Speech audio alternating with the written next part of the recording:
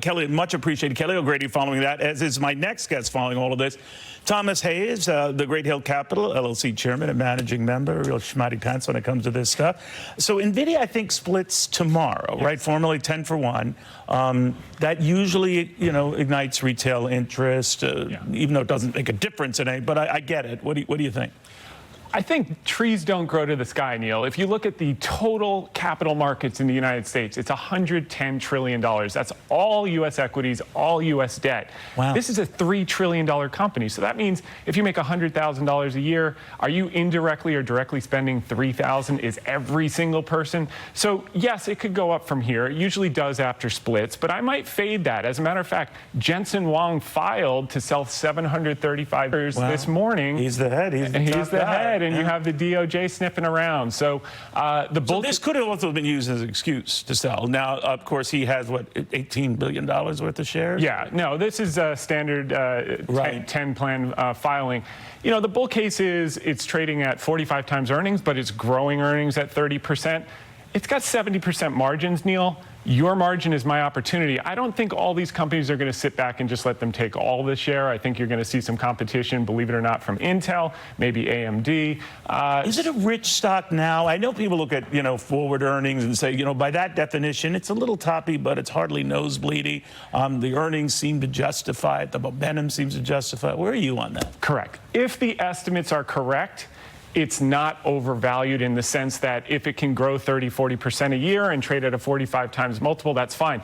I think what's questionable is whether that 5-year growth rate of 40+% is going to be the case, because I do think the DOJ is going to slow them down. And I do think competition is going to come up, and I think that's underestimated in the market. Why, by the way, and Kelly touched on it, but maybe you can help me with this. Why now, Thomas, with this DOJ move?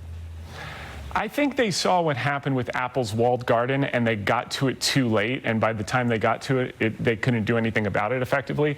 And I think the bulls talk about NVIDIA ecosystem, where the developers develop on their software platform.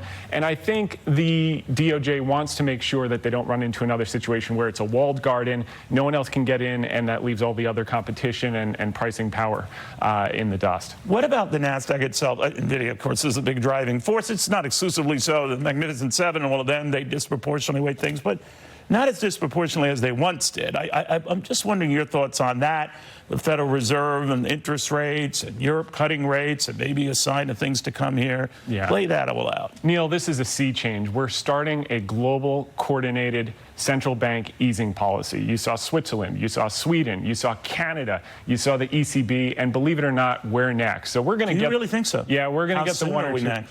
Probably September for sure, and maybe September, December if we get 2 cuts.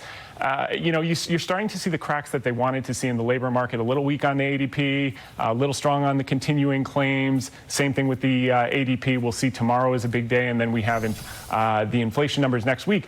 But European PPI, producer prices, were actually negative this week. So wow. I do think... So you would argue they're justified doing what they're doing. Yeah. Right? I mean, would we be justified doing it now? In other words, there's been such built up expectations for a rate cut that might we sell off on a rate cut? I think that's a possibility. Buy the rumor, sell the news. Right. But you have to keep in mind all the companies that have to refinance debt, particularly among the small cap companies, they're going to hit that window, and the market's actually going to view that positively. If you look at small caps have been lagging for a time because of their balance sheets. Right. Once we get a cut or two, refinancing window opens, and that could be a chance for the catch-up trade, small caps, mid caps. Back to technology, the overarching theme so far, it's been a good half year or so, close to it for the markets. Everyone didn't go away in May. They're still sticking around, it would seem. Yeah. Play that out. Well, since 1928, in the 4th year of an election cycle, which we're in right now, June through August are the strongest 3 months of the year, with average gains of 7.3% for the indices. So we're in the sweet spot. We may, in fact, get that summer rally before a little more choppiness before the election in the fall. And when does the election begin to weigh on the market? Probably after August. September, October is where we could see a little more volatility after some strength this summer. Fascinating. Thomas, thank you very much. Thomas Hayes following all of that. All right, Steve Moore, I think we got everything plugged in. He's back with us right now. The former